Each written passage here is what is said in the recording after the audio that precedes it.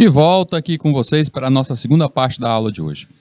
Enquanto o nosso intervalo estava acontecendo, eu estava olhando ali o nosso chat, e aí eu vi que algumas pessoas deram vários exemplos aí, no caso até o Windows Mobile, que realmente teve um tempo ali de sucesso. No começo ele foi um fracasso, mas o projeto do Windows Mobile, ele partiu também da mesma forma que foi o Windows Vista.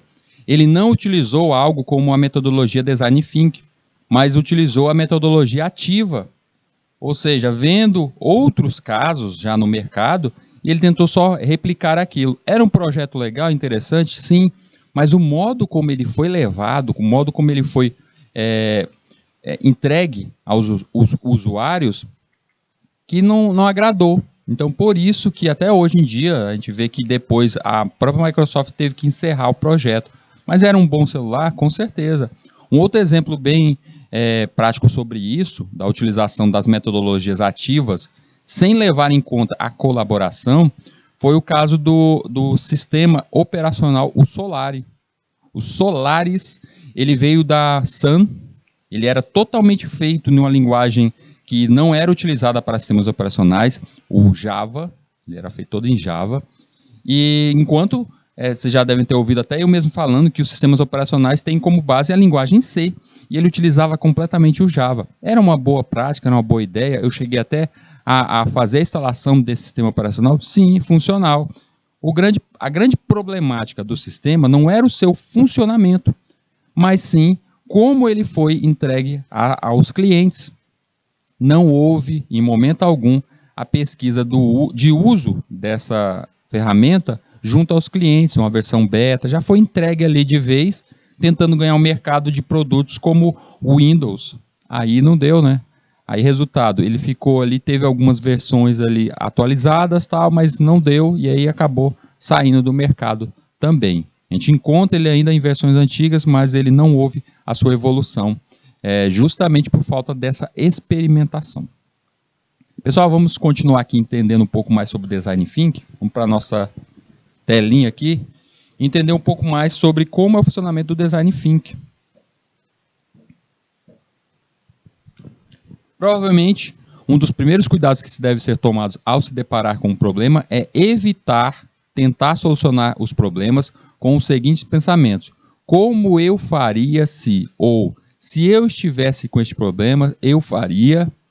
Embora a empatia seja uma virtude necessária para o design e para a humanidade, quando focamos no eu, esquecemos o outro e deixamos de entender outras formas de pensar em coletivo. Então não adianta só você tentar se colocar no lugar daquele cliente que está te contratando para produzir um site, se você não levar em conta que não é necessariamente ele que vai utilizar o site, mas será a comunidade, será várias pessoas diferentes que vão utilizar aquele site. Então você tem que levar em conta o todo. Pensar fora da caixa. Não adianta sair da caixinha se ela não sair de você.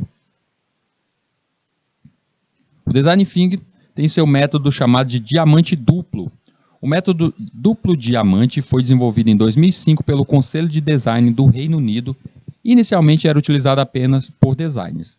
No entanto, percebeu-se que o processo poderia ter inúmeras aplicações, pois ele foi criado para solucionar problemas de clientes através da inovação.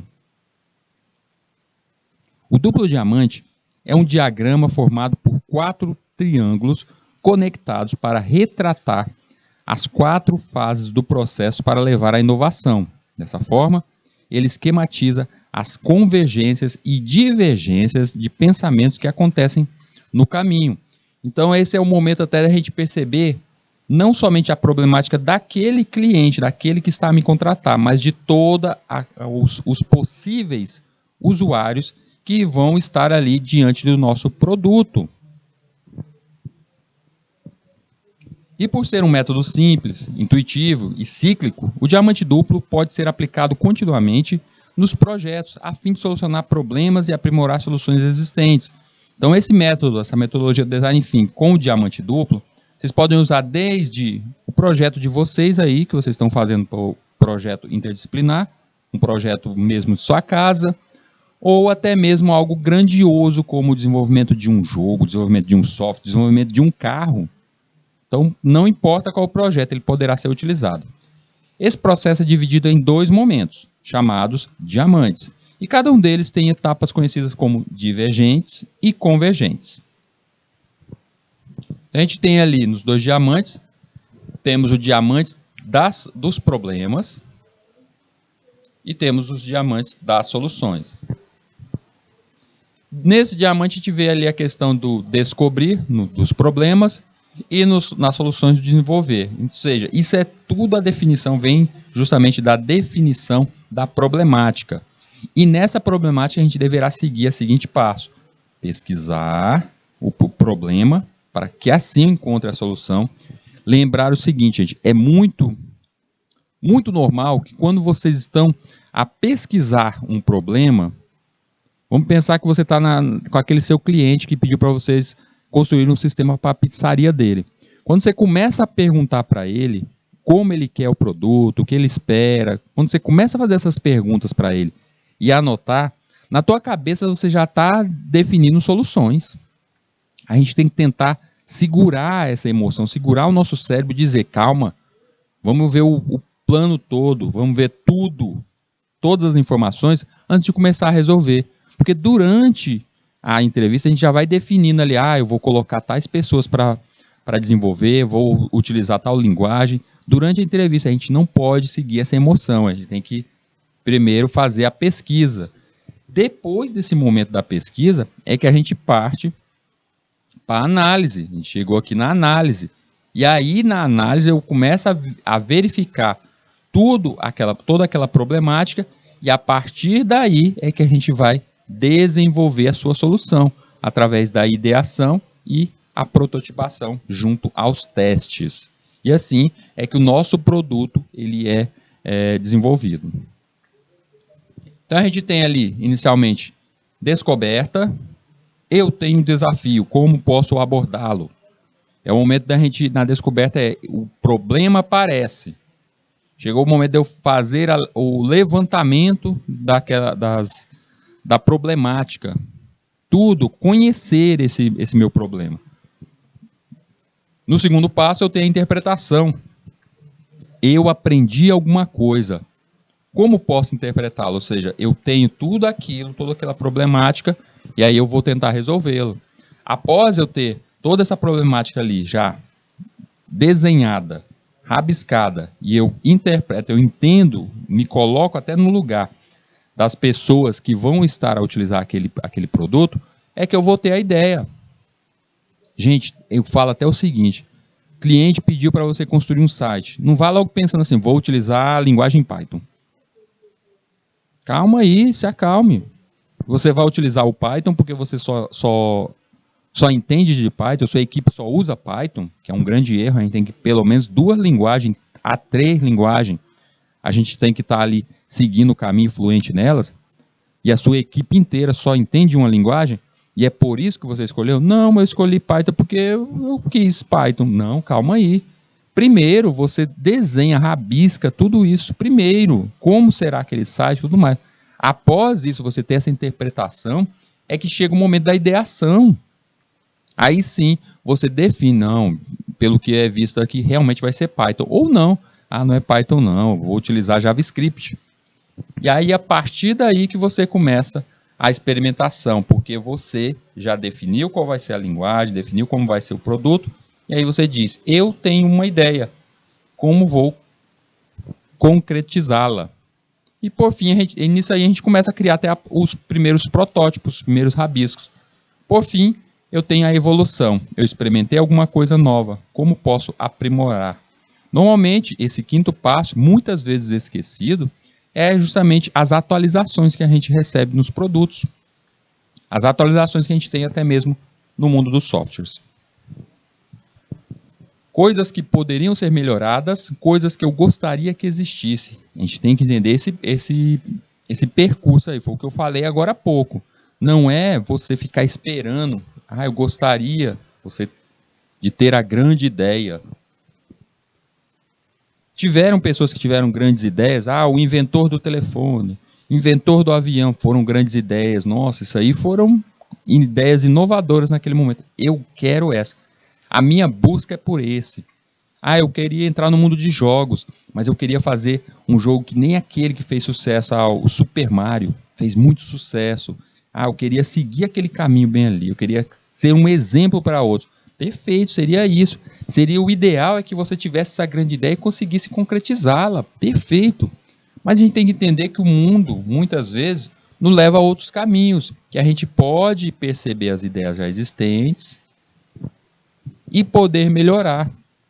Quem nunca esteve em um software, um editor de texto, de vídeo, ou até mesmo em um jogo, e aí você, durante aquele jogo, você está naquela fasezinha, tal, tá passando, e aí você percebe assim, seria legal agora se aparecesse aqui, de repente, aqui uma fase secreta, que tivesse aqui uma caverna, e eu entrasse e tivesse desse jeito, que tivesse essa emoção a mais, tivesse algum segredo aqui, uma reviravolta, ou até mesmo um filme que você está assistindo. Seria legal se tivesse um plot twist bem aqui, ó, mudasse a história de tal jeito.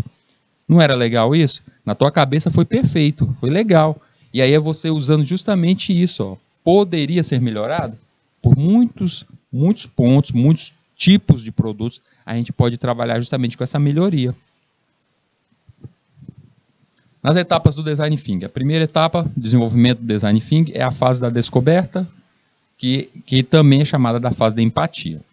Nesse primeiro momento de expansão do duplo diamante, entendemos de fato que quem está por trás do problema. Isso aqui a gente define nas fases do nosso diamante duplo. O mapa de empatia. O mapa de empatia é uma ferramenta utilizada para conhecer melhor o seu cliente. A partir do mapa da empatia é possível detalhar a personalidade do cliente e compreendê-la melhor. O mapa da empatia faz 6 perguntas para identificar seu público-alvo e assim conhecer seus sentimentos, dores e necessidades. Tá aí o mapa da empatia, bem simplesinho, tá pequenininho, mas é fácil de achar ele na internet, onde você vai colocar praticamente o quê? O nome, a idade daquele que estamos a entrevistar, e aí fazer perguntas do tipo o que ele pensa, o que ele sente, perguntas desse nível, o que ele vê, ou seja, o que ele espera, o que ele ouve, ou seja, o que outras pessoas falam, por que essa pessoa, por que esse dono dessa empresa está querendo um site? É porque alguém chegou no ouvido dele e falou, a concorrente já tem isso. O concorrente aqui já está utilizando aplicativos, já está fazendo entrega direto na casa dos clientes aqui, a gente está perdendo o campo. Ou seja, ele ouviu isso de algum lugar. O que fala e o que faz. Qual seria a metodologia desse nosso cliente? Tem que entender isso também. Não adianta você chegar com ideias totalmente inovadoras, totalmente fora da caixa, se o seu cliente, naturalmente, ele é uma pessoa que é aquele tipo de empresa familiar, ele quer continuar ainda com anotações no caderninho, mas ele está se esforçando para evoluir. Aí você chega com esse choque de realidade assim para ele. Você tem que levar até com jeito, você tem que se colocar no lugar dele para poder mostrar qual o caminho real mesmo da evolução. Por fim, ali, quais são as dores e quais são as necessidades. Ou seja, é a divergência e a convergência que a gente viu lá no mapa do nosso diamante duplo. Na próxima fase do nosso diamante, a gente vê a definição, que combina todas as suas pesquisas e observe onde existem os problemas dos seus usuários. Ao identificar a necessidade de seus usuários, começa a destacar as oportunidades de inovação. Depois disso, você conhecerá melhor o seu desafio. Definição é descobrir como é que o meu cliente pensa e através dessas ideias, através dessa entrevista, que eu posso definir o real problema, qual é o real desafio que eu vou estar enfrentando ali na produção. E aí vem a parte da ideação. É o momento de soltar de vez a criatividade e expandir novamente o processo, divergir e gerar o máximo de ideias possíveis para resolver nosso problema. Uma ferramenta muito utilizada para a geração de ideias é o brainstorming, do qual você já deve ter ouvido falar ou até mesmo feito na sua empresa ou até mesmo aí na sua escola, na sua vida. Que é aquele momento onde todo mundo começa a discutir, pode colocar, aquele momento onde cada um pode colocar suas ideias do que ele acha daquele projeto. É o momento de todo mundo falar o que pensa. Não quer dizer necessariamente que todas as ideias vão ser utilizadas, mas é um momento da gente perceber que existem diversas ideias ou uma chuva de ideias E nessa tal chuva de ideias, a gente escolher quais são as melhores. O brainstorm, ou a tempestade de ideias, mais que uma técnica de dinâmica de grupo, é uma atividade desenvolvida para explorar a potencialidade criativa de um indivíduo ou de um grupo. Criatividade em equipe, colocando a serviço de objetivos pré-determinados. Então, até mesmo aí, eu imagino que vocês, como já começaram a desenvolver o seu projeto lá da disciplina de projetos interdisciplinar, deve ter tido esse momento aí, que você sentou com o seu parceiro, ou até mesmo você, se está seguindo sozinho o caminho, você parou e começou a pensar quais as possibilidades, tudo que poderia ser feito. No caso, se tivesse mais nessa equipe, uma dupla, seria onde cada um colocaria ali suas ideias. Eu acho que a gente tem que entrevistar tal pessoa. Eu acho que a gente deve desenhar tal coisa. Eu acho que a gente deve utilizar um vídeo. Eu acho que a gente deve pensar em imagem. Então, esse é o momento dessas ideias todas aparecerem e ali decidir quais são os caminhos a serem seguidos. As regras do brainstorm tem quantidade importa. A gente tem que colocar definir também. 10 ideias máximas por participante, dependendo da questão do grupo, senão a gente fica o dia todo ali a fazer somente essa reunião. Construa sobre a ideia dos outros. A gente tem que ter o coraçãozinho aberto, de aceitar que a ideia de alguém que está ali, normalmente a gente tem ali uma certa aderência, uma certa escolha, uma certa empatia pelas nossas ideias. Nasceu de mim, eu quero que venha realmente a minha ideia melhor. Mas a gente tem que perceber e entender a ideia de cada um, por isso deve se utilizar muito da empatia nesse momento, entender a ideia de cada um nessa reunião, ouvir a ideia de cada um, entendê-la e assim possivelmente até escolher a ideia de outro no lugar da minha. Mantenha o foco, fique no assunto proposto. Você tem que definir, nossa, aqui é a produção de um site. Não vá começar ali no meio das ideias, pensar, a gente podia fazer aplicativo, a gente podia abrir, criar aqui uma conferência. Não, calma aí, vamos só pelo início, só o ponto principal ali. Não critique nem julgue. A gente tem que ter muito cuidado com isso, porque todos têm que ter a liberdade de falar ali o que pensa. E por muitas vezes a gente pode discordar totalmente do que foi dito ali, pode parecer até uma besteira dita por alguém naquele momento, mas a gente tem que respeitar esse pensamento ali. Afinal de contas, o brainstorm é isso, ele não vai somente nascer ali ideias maravilhosas, pode ter algumas ideias ali que não são tão efetivas e é por isso que elas não vão ser aprovadas. Seja visual, tente sempre demonstrar de forma visual, principalmente rabiscando, desenhando. Por isso que numa reunião de brainstorm é sempre bom ter um quadro por perto. Encoraje as ideias doidas. No meio ali pode aparecer uma ideia ali que não tem nada a ver, tal, mas você tem que encorajar as pessoas mesmo a abrir a mente. Fala o que pensa, pode falar ali no momento ali. Se for louca demais, se for totalmente fora da caixa a um nível extremo, aí a gente rejeita ela ou até guarda dentro de uma gavetazinha, pode ser utilizada mais tarde. Para a etapa de prototipação, proto vem de primeiro, seria então o primeiro tipo, um primeiro modelo de como seria a aplicação aplicada à ideia. Nessa etapa, você joga a sua ideia para o mundo real, isto é, cria de verdade, em forma física. É o início da fase onde você começa a criar realmente. No nosso caso, nosso algoritmo, é quando você começa a desenhar o primeiro algoritmo, antes de produção em massa. E ali é a prototipação. Storytelling é a capacidade de transmitir conteúdo por meio de enredo elaborado e de narrativa envolvente, usando palavras e recursos audiovisuais. Descubra como sua agência pode aproveitá-la.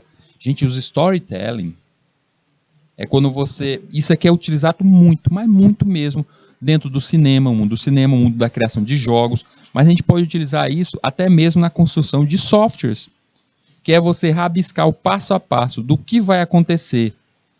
Imagine só o caso de um cronograma, você sair definindo quem vai fazer o quê, mas rabiscando mesmo. O Pedro ele vai desenvolver a base de dados durante as próximas 2 semanas. Então você sai ali colocando ali como se fossem os bonequinhos mesmo, num tabuleiro. E aí é justamente você gerando essa ideia inicial. As pessoas conseguem imaginar. Histórias geram identificação. Histórias lidas no momento certo jamais te abandonam.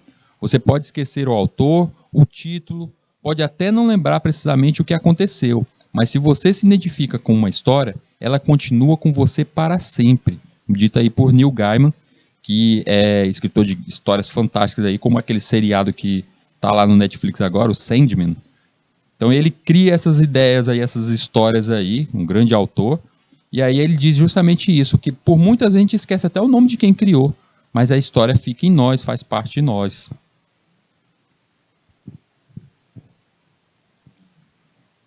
Vamos dar um exemplo aqui dos storytellings. Das práticas de storytelling utilizadas é o modelo da Pixar. Vocês já conhecem aí a Pixar, que fez aí o Procurando Nemo, que fez ali Os Incríveis. Então, ela utiliza já, em sua prática, o modo de construção dos seus filmes. É o modelo Pixar de contar histórias. Responsável por inúmeros sucessos como Toy Story e Procurando Nemo, o estúdio de animação Pixar aplica o storytelling com maestria em seus filmes. E a estrutura utilizada é extremamente simples. Para vocês terem uma ideia, gente, o storytelling, todo filme assim, de animação, no caso Procurando Nemo, você encontra em livrarias o storytelling, ou seja, a parte toda visual, a parte gráfica, a parte rabiscada. Antes do filme ser lançado, eles rabiscam tudo isso. Então a gente encontra até em livrarias para comprar isso, um livro que é lançado depois, que é o storytelling do tal filme. No primeiro ato, nesse modelo de storytelling da Pixar, no primeiro ato vem a apresentação, o Era Uma Vez, onde somos apresentados os personagens, seu mundo, com toda a sua rotina e normalidades. Nós temos o evento que anuncia o conflito. No caso aí do peixinho Nemo, é justamente quando ele vai se perder, quando ele é capturado ali, quando ele se perde do pai dele. No segundo ato vem a jornada. Por causa do conflito, temos uma série de outros acontecimentos que se tornam obstáculos para o protagonista. E por causa de cada obstáculo, temos um novo, até chegar ao conflito final. Ou seja, ele vai enfrentando vários obstáculos até concluir a sua jornada. Nessa jornada, acompanhamos a transformação do personagem principal, que costuma ainda chegar ao fundo do poço, antes de transformar para, enfim, resolver o conflito. Quem assistiu esse filme aí sabe que no começo o pai do Nemo aí, ele era muito ranzinza tal, e ele foi se transformando aos poucos aí, durante toda a história, durante tudo que ele foi enfrentando. Ele foi vendo a importância ali de como ele deveria criar o filho. Terceiro ato, a mudança. Somos reapresentados aos personagens em sua nova rotina, agora transformados pela resolução do conflito. Com base nessa mudança, a mensagem é transmitida e assim emociona e impacta a audiência. Ou seja, esse é o finalzinho, quando ele encontra o filho dele, aí mostra toda a rotina ali do final, como ele age agora, em sua nova rotina, como ele cria o seu filho após toda essa história. E se vocês perceberem esse modelo, colocarem ele em vários filmes, Toy Story, Os Incríveis, todos eles regem essa mesma prática, essa mesma linha de pensamento. O modo de contar uma história pela Pixar segue o padrão da jornada do herói. Gente, eu vou falar aqui o passo a passo da jornada do herói e vocês vão perceber. Eu quero que vocês pensem o seguinte: eu vou usar como exemplo aqui o filme Star Wars, para a gente perceber que existe a jornada do herói. Mas isso é em tudo no cinema. Eu posso colocar a jornada do herói, ver os passos da jornada do herói no filme do Batman? Consegue. Filme do Homem-Aranha? Consegue. Qualquer seriado, qualquer filme, você vai encontrar essa mesma regra aqui. Por quê? Porque a jornada do herói é naturalmente aquilo até que a gente quer para nós, na nossa evolução. Se você colocar a tua própria história, você vai perceber que você está, na sua vida, fazendo a jornada do herói. Então, usando a empatia do design thinking, é nesse momento que a gente percebe o seguinte: se a jornada do herói a gente está trilhando na nossa vida, se estamos trilhando isso, ou seja, eu, desenvolvedor de um jogo, eu colocar uma história que você consiga perceber que você está sendo representado dentro daquela história, isso te anima muito mais a jogar aquilo. Te anima muito mais a estar naquele jogo. Imagine só se você aí do interiorzinho, na sua cidadezinha, uma cidade pacata e tal, aí você de repente, vou vou assistir um filme aqui. Aí você vê a história de um jovem que ele tem ali sua vida pacata, tal, numa cidadezinha do interior, e aí tudo vai ser mudado por causa de tal coisa, um novo personagem chega na cidade. Aí você olha assim, nossa, parece até inicialmente parece com a minha história de vida. Ou seja, você se afeiçoa àquele personagem. E é nisso que você continua junto àquilo. Você continua a seguir aquela história. Então eu vou colocar aqui os passos da jornada do herói, dando como exemplo Star Wars. Quem assistiu esse filme vai até perceber que realmente existia a jornada do herói neste filme. Mas se vocês quiserem, acompanhem, percebam, colocando outra história ali junto. Então a jornada do herói pode ser vista tanto em um filme como esse, o Star Wars, até mesmo em um filme bobinho como o Bob Esponja, ou uma grande obra de Shakespeare, o Hamlet. Enquanto a jornada do herói estiver sendo explicada, lembre-se da história de um herói qualquer. Quero que vocês pensem num herói qualquer. Se não quiser seguir, se não conhece aqui essa história que eu vou falar, no caso do Star Wars, pode seguir qualquer uma outra história que você vai encontrar todos os passos da jornada do herói aqui. Tá aí cada um dos passos, mas a gente vai seguir um a um aqui. Primeiro, o mundo comum.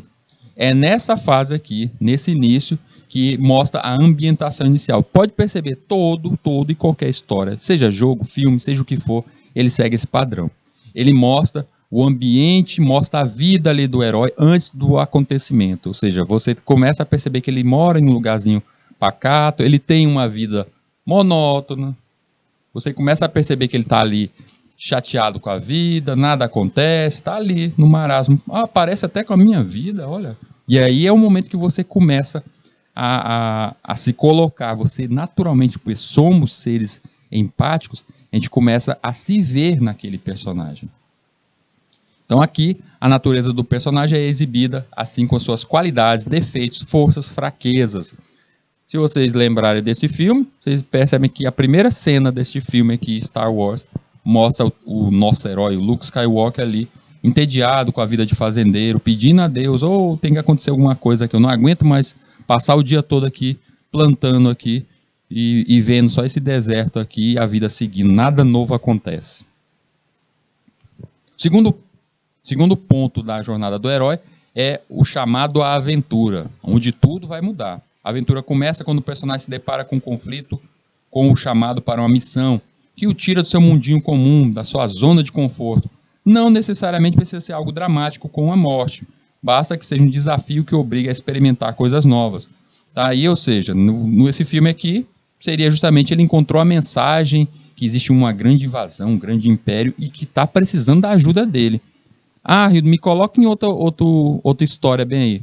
Lembra do filme do Homem-Aranha? Esse aqui seria o momento que a aranha picou a mãozinha dele. Ele vinha como estudante nerd, sem mais, sem menos, a aranha vem, pica e ele ganha os poderes. É o chamado da aventura. Terceiro passo é a recusa do chamado. Gente, isso aqui eu acho até chato esse passo aqui, quando a gente vai assistir qualquer filme. Que é aquele momento que o cara ganhou poder tal, mas ele fica cheio de medinho. Passou a vida todinha pedindo por aquilo, mas fica cheio de medinho. Diante de grande desafio, é natural que surjam os medos, hesitações e muitos conflitos interiores. Por isso, em primeiro momento, o personagem recusa o chamado que recebeu e tenta convencer a si mesmo de que não se importa com aquilo. Você pode perceber, todo filme de super-herói é a mesma coisa. Ele fica pedindo para que tudo mude. Aí quando muda, ele fica dizendo, eu não pedi para ter poderes. É sempre assim, essa mesma regra. E é o que aconteceu aí no caso do filme aqui do Star Wars. Ele só foi mesmo adiante depois que teve tudo destruído pelo tal do Império. Quarto passo, o encontro com o mentor. Todo herói tem que ter ali um professor, né? Tem que ter o mentor. E aí vem justamente esse impasse inicial. E o mentor ele serve para dar esse empurrãozinho, mostrar para ele. É chegada a hora de encontrar seu mentor, que dará a ele o que for necessário para que ele enfrente esse desafio. Nesse ponto, é possível incluir até mesmo algum tipo de força sobrenatural nessas historinhas. Então é um momento que você descobre que você realmente é especial e tem que enfrentar ali aquilo dali. Esse desafio. Quinto passo, a travessia do primeiro limiar. Finalmente chegou o momento que o herói vai ser testado. Então começa, praticamente nos jogos, a gente vê que os jogos, quando você vai jogar um jogo ali, seja no celular, seja um momento e outro, a gente começa normalmente por esse passo aqui. Os primeiros 4 passos, eles vêm normalmente como imagem, um vídeo e tal, e a gente já começa o nosso desafio ali, sendo experimentado na primeira fase, com os bandidos bem fraquinhos tal, é só pra gente se experimentar e aprender a jogar. Sexto passo, provas, aliados e inimigos, é onde você começa a fazer as suas amizades, criando ali alianças, vai testando as suas habilidades, e aí a gente consegue ver isso até em diversas outras mídias. Vamos voltar, por exemplo, do Homem-Aranha. Lá no Homem-Aranha, esse aqui não é o momento que ele encontra aqueles amigos. Ele tem um amiguinho da faculdade que vai ser o melhor amigo dele. Tem a namoradinha ali. Então ele começa a encontrar os primeiros amiguinhos ali, os aliados. Sétimo passo, a tal da caverna secreta. Quando não há conflito interior, ainda assim, em pausa, é necessário para mostrar ao público a magnitude do desafio que está por vir. Então, essa jornada aqui, esse início, é quando mostra o total desafio grandioso. No caso do Star Wars, é quando ele tem o primeiro encontro com o Darth Vader. Então, é quando mostra a grandiosidade do que ele está enfrentando. É todo aquele mal que está enfrentando. Vamos botar um outro exemplo. Vocês já assistiram aí Harry Potter? No Harry Potter, isso não, vale em qualquer filme, mas vou colocar o exemplo do primeiro.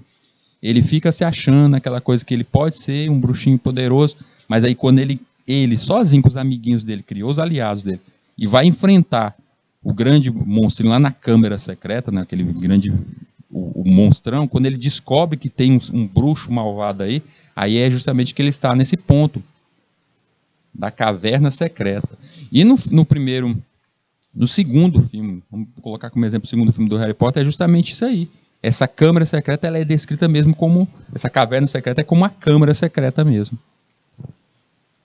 Oitavo passo, aprovação. A aprovação é uma espécie de morte pelo qual o nosso herói precisa passar para cumprir o destino. Para isso, ele passará por um teste físico de extrema dificuldade, enfrentará um inimigo letal ou passará por um conflito interior mortal.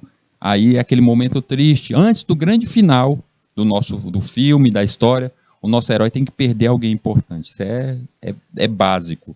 Todo herói perde alguém importante ali para ele ter uma grande provação, para aumentar aquela fúria mesmo e a gente ficar até do lado dele. Não, eu também quebrava a cara desse vilão bem aí. E aí é justamente quando a gente chega no momento da aprovação, se ele vai continuar ou não, mesmo tendo perdido ali esse grande amigo, alguém da família, ter perdido algo importante. Recompensa. Depois que o nosso herói já passou por diversos desafios, como derrotar o inimigo, sobreviver à morte, ele merece uma recompensa. Metaforicamente, essa conquista é representada pela força do nosso herói para arrancar a espada da vitória, enterrada em uma pedra. Vale lembrar que ela não deve demorar muito, a gente não pode ficar muito tempo nessa comemoração aqui, mas ela é importante essa fase aqui, porque como a gente tem empatia, o nosso herói não pode sofrer todo o tempo. Ele tem que ter um gostinho de felicidade ali em meio a isso. E o caminho de volta? O caminho de volta para casa não oferece tantos perigos, mas sim um momento de reflexão em que o nosso herói poderá ser exposto à necessidade de uma escolha entre a realização do objetivo pessoal ou um bem coletivo maior. De qualquer modo, a sensação de perigo iminente é substituída pelo sentimento de missão cumprida, de absolvição e de perdão, ou aceitação e reconhecimento pelos demais. E aí vem o ápice da nossa história, que sempre tem que ter o grande vilão, o chefão da fase, né? Aqui é o ponto mais alto da história, é aquela última batalha em que o inimigo ressurge, quando mais ninguém espera por isso, nem mesmo o nosso herói. Esse desafio é algo que vai muito além da vida dele, representando perigo para as pessoas à sua volta, sua comunidade, família, enfim, seu mundo. Se ele perder, todos sofrem, e é nesse ponto que ele destrói o inimigo definitivamente. Ou não, deixa ele para uma continuação, né? E pode, de fato, renascer para uma nova vida, totalmente se transformada para todos. A gente vê isso aqui em todo filme. Todo filme não tem o grande chefão, não tem o último chefão ali que ele tem que vencer. E por muitas vezes fica até aquela coisa de eu vou ter que fazer um grande sacrifício aqui, eu vou ter que me lutar com ele, vou ter que sacrificar algo muito grandioso para mim, para ter essa minha vitória. Aí é o penúltimo ponto, que é a ressurreição. E por fim, a gente não pode terminar com um gosto amargo, é o retorno com o elixir, Chegou o momento do reconhecimento efetivo do nosso herói. A chegada ao seu local de origem simboliza o seu sucesso, ou seja, ele volta ao começo. Vou colocar outro exemplo aqui. Quem assistiu o Senhor dos Anéis, onde ele termina? Ele começa na vila, lá na vilazinha do tal do Frodo, e o último filme, o final, é onde? Na vilazinha. Então percebam que toda a história, onde ela começa, ela tem que terminar ali também. Ela normalmente termina no mesmo local. Isso demonstra justamente o ciclo se fechando. Isso demonstra que ele conseguiu conquistar tudo aquilo.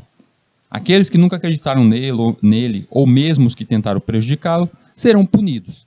Além de ficar muito claro para todos que as coisas nunca mais serão as mesmas por ali.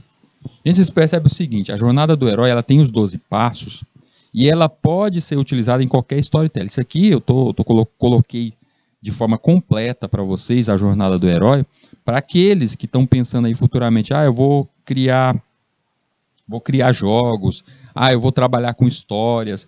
Vocês têm que entender o seguinte, a jornada do herói, ela não é simplesmente algo ali para encher a sua história. Ela é algo para você começar a perceber a empatia que você vai ter com as pessoas que vão assistir a sua história.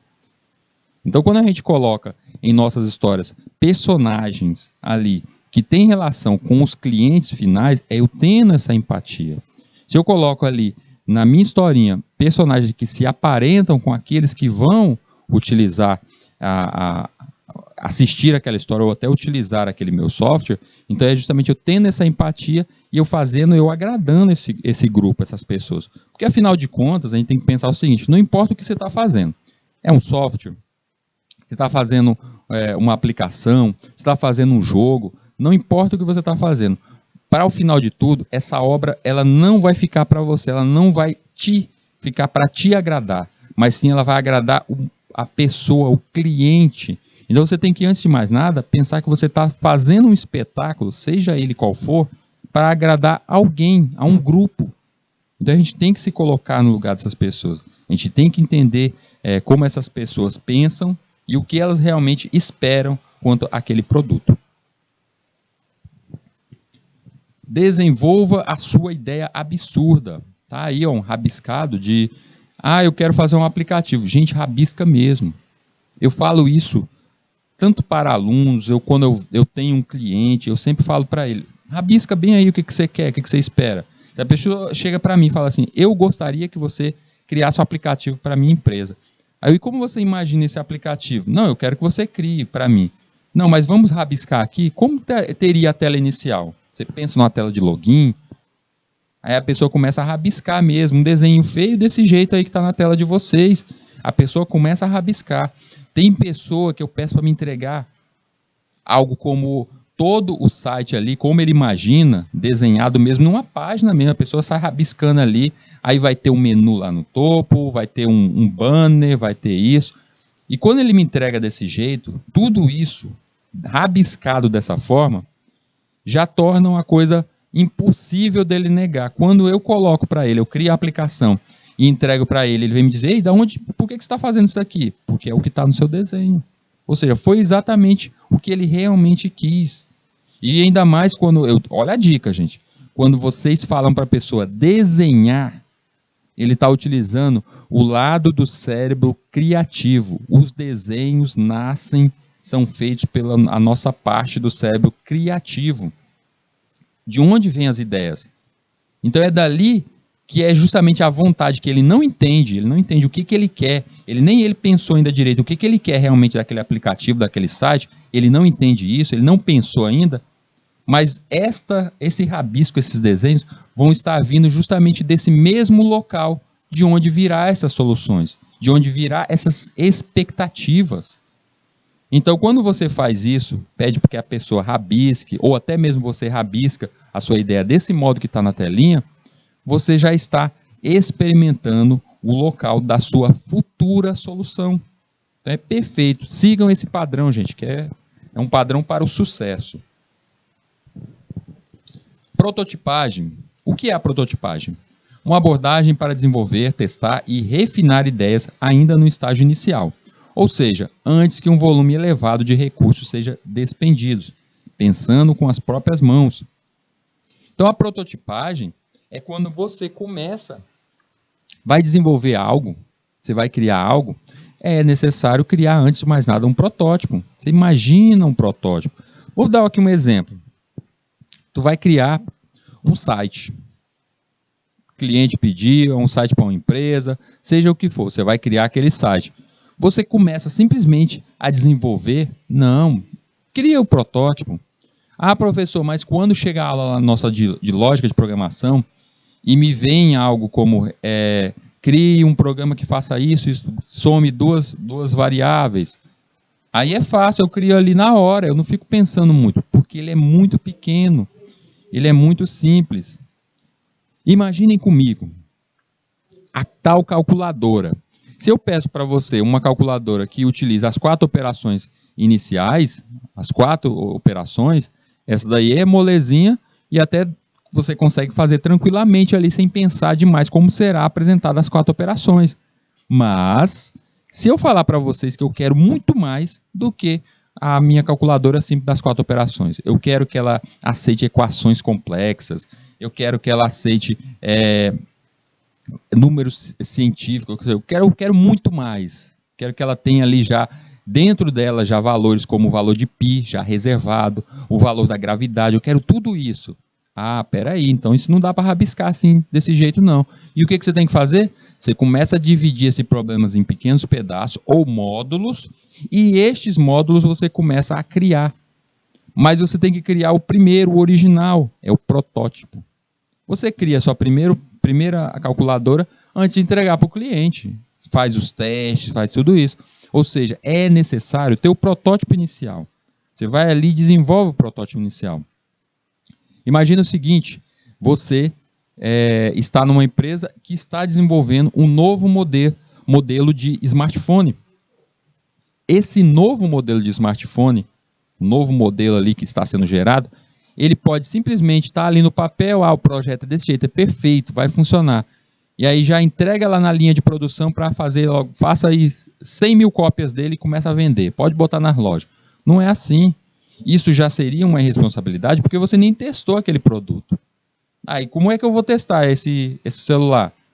Você tem que fazer faça o seu primeiro, faça o seu protótipo. E aí, neste você testa, tal, funcionou? É do jeito que você espera?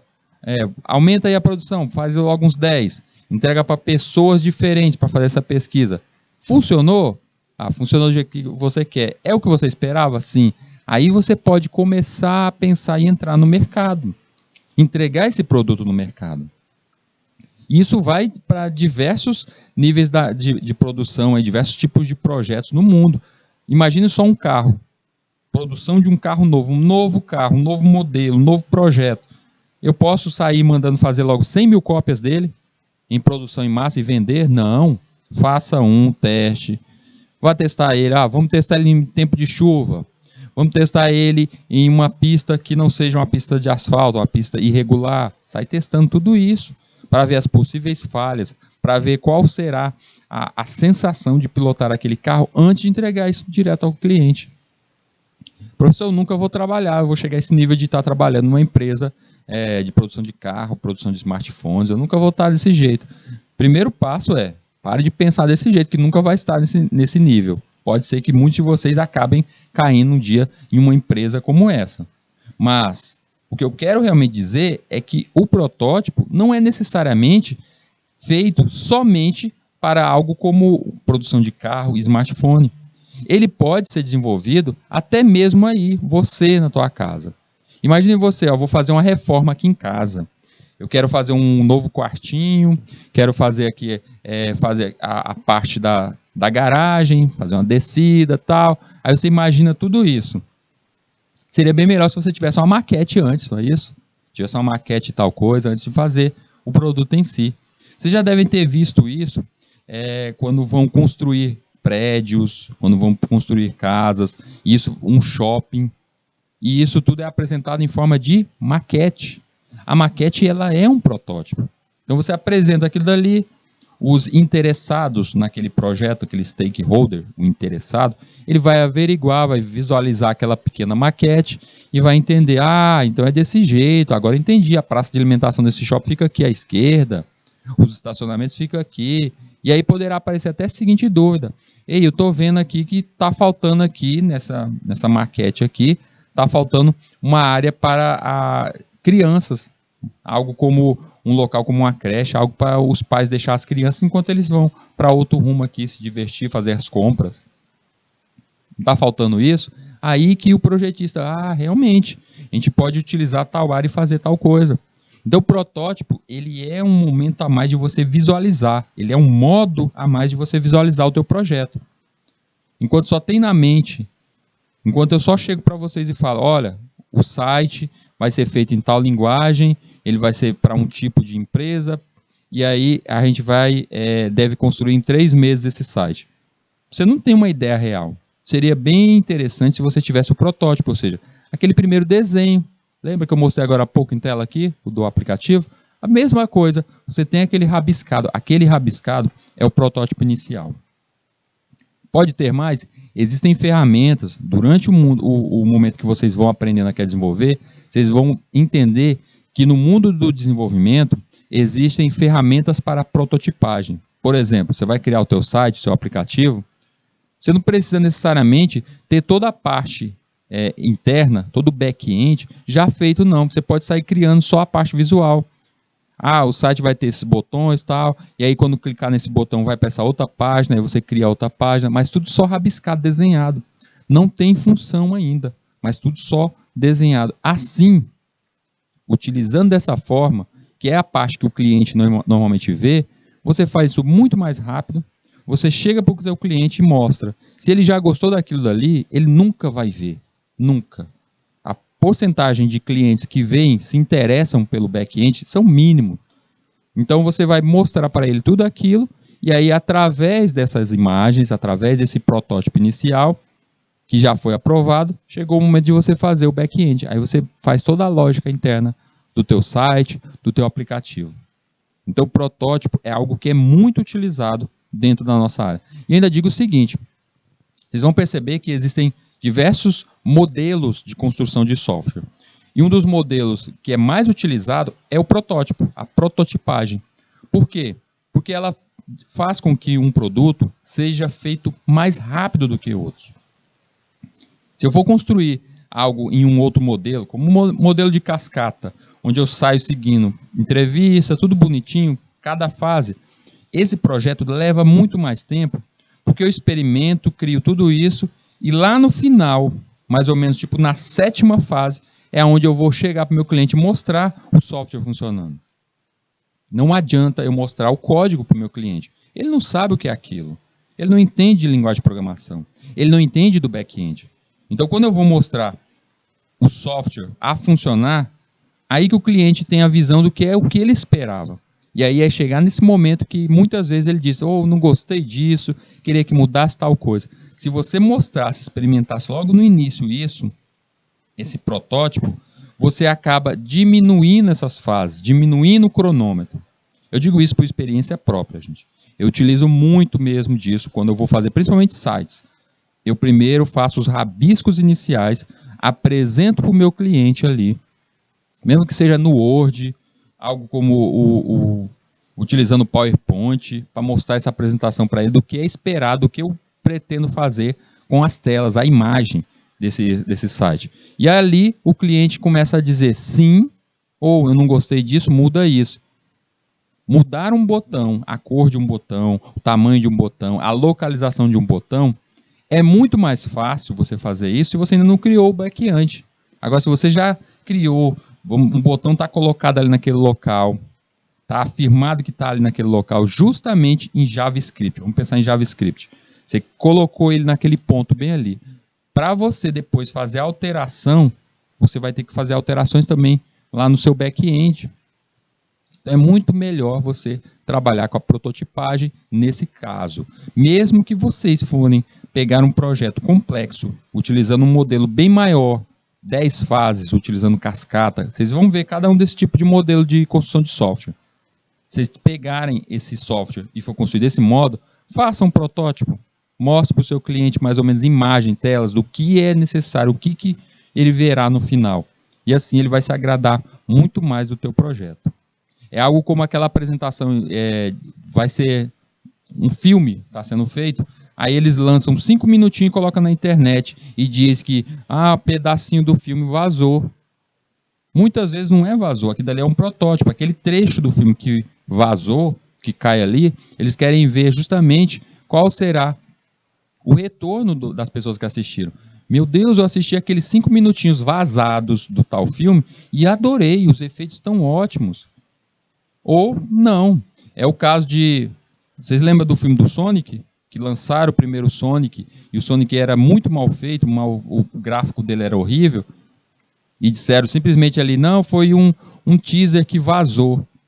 Aí nesse teaser que vazou, eles viram aquele efeito visual, aquele efeito horrível e começaram a falar mal do filme. O que eles fizeram? Foram lá, corrigiram, mudaram e não foi eles que lançaram. Eles, não, é porque estava em produção. Essa mesma estratégia está sendo utilizada agora, nessa série agora da Mulher Hulk, que lançaram inicialmente aquela imagem, que ninguém gostou da cara inicial dela, e disseram, não, é porque aquilo ali estava em produção, ainda está melhorando. Ou seja, eles já estão preparados, se ninguém gostar, eles falam que vão melhorar. Se gostou, não, é isso aí mesmo, mas a gente deixou escapulir, vazou. Bora seguindo aqui para a nossa telinha, vendo a prototipagem. Então, por que prototipar? Maneira rápida de aprender via tentativas e erro e de evitar consequências de grandes proporções.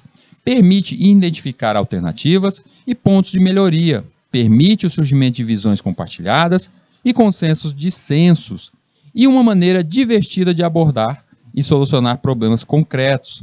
Eu digo até que você deve prototipar justamente para que seu cliente final, o que ele espera, ele já tenha um vislumbre do projeto já feito. Então, fazer algo como uma simples maquete, mostrando uma maquetezinha feinha desse jeito, mas você já mostrando o que é esperado no final, para que seu usuário tenha essa visão do que virá, é bem melhor ele imaginar vendo ali aquele protótipo. A gente tem ali na prototipagem, nessa visão, a entendimento, a sua observação, a gente entende os pontos de vista, porque seu ponto de vista pode ser o do cliente outro. E aí, a partir daí, vem a ideação, prototipagem, possível teste e a interação final, que é a criação. Teste. Após fazer o protótipo, o processo está sendo concluído, vem o teste. O fim e o começo do design thinking. Quando falamos em teste, estamos nos referindo principalmente a testar a experiência da pessoa diante da construção do protótipo. Queremos entender como a pessoa se sente, descobrir quais são os benefícios ou problemas que ela percebe, reconhecer como ela acredita que isso impacta a vida dela. Esse processo é muito mais sobre pessoas do que sobre a solução. O teste precisa ser encarado como uma etapa que deve validar o problema e não a solução. Não se trata de vender uma ideia, é necessário estar aberto ao que está errado. Então, fez o protótipo ali do seu site inicial, no aplicativo, mostrou para o cliente, seria interessante você mostrar isso, ter essa apresentação para um possível usuário, tipo um cliente daquela empresa que vai acessar esse site, esse aplicativo um dia. Você encontrar essa amostragem e chegar para ele e apresentar isso. Eles percebam que até no desenvolvimento de carros, smartphones, tem algumas pessoas que são os chamados testes, que são escolhidos, essa comunidade de testes são escolhidos para justamente testar, para avaliar aquele produto. Então isso é importante também para o desenvolvimento. E aí é sempre nesse rotativo, que a gente constrói, e aí nessa construção a gente faz novas medições, e aí nisso a gente aprende, e conforme aprende a gente vai reconstruindo. Isso é a evolução natural de qualquer projeto. Então, de forma de base, o nosso design thinking tem ali, como a gente viu, o entendimento, a observação, o ponto de vista, ou seja, é o entender todo o problema, a gente vai entender todo o problema, e a partir daí que a gente vai começar a gerar a solução. Vocês devem perceber que essas etapas do design thinking, principalmente a partir desse ponto, entendimento, observação, ponto de vista. E do outro lado, ideação, prototipagem, teste e interação. É justamente o diamante duplo, que a gente já falou hoje. Os dois diamantes duplos ali, as fases desse diamante. Então, a gente seguir esses passos aí na construção de nossa ideia é uma garantia muito maior de sucesso do nosso projeto. Aí vai desde a iteração até o final. Então, o Design Thinking é um processo iterativo. Iterar é ouvir e absorver os feedbacks que conseguimos até a etapa de testes. Iterativo quer dizer cíclico, que repete diversas vezes, melhorando a cada novo ciclo de desenvolvimento. Basicamente, você explora, cria, reflete e implementa. Assim, você repete esse mesmo percurso de desenvolvimento diversas vezes, começando com soluções mais básicas e mais baratas, até o alcance de um resultado refinado, mais adequado às reais necessidades de seus clientes e demais resultados. Então a gente vai ali desde a questão da exploração, começa a criar ali, vem o nosso protótipo, faça uma reflexão com o que foi aprendido ali nesse protótipo, a experiência do nosso cliente. Essa implementação é feita uma nova pesquisa, uma exploração, como a gente viu ali, que é justamente a parte da iteração, os testes, e aí parte para uma nova apresentação até chegar ao produto final. A gente tem que entender também que muitas vezes, mesmo levando ao nosso cliente esse protótipo final, mostrando para o cliente o protótipo e pegando essas ideias, a gente não vai conseguir agradar a todos. Agradar a todos, não importa se seja um site, um aplicativo, um carro, a gente não consegue agradar a todos. Então a gente tem que ter a consciência de tentar agradar a maioria, tentar conseguir levar mais clientes ao nosso favor. Vou deixando para vocês aqui uma dica de leitura, Roube como um Artista, que é um livro de Austin Kleon. Ele não é difícil de encontrar não, viu gente? Você encontra fácil ele na internet, tá? E ele dá justamente essa dica sobre como a sociedade age hoje em dia, que muitas vezes a gente vê até na questão musical, que muitas vezes a gente vê que criar uma música nova está ficando cada vez mais difícil. As pessoas estão utilizando muito os chamados mashups, utilizando já obras já desenvolvidas, já que estão ali no mercado e que vão ter ali um agrado maior do seu público. Turminha, espero que essas nossas 2 horas aqui que a gente passou de aula tenha melhorado o processo criativo de vocês, que vocês entendam mais como deve acontecer o processo de criação de um projeto. E aí, eu vou me despedindo por aqui e a gente se encontra na nossa próxima aula. Até mais!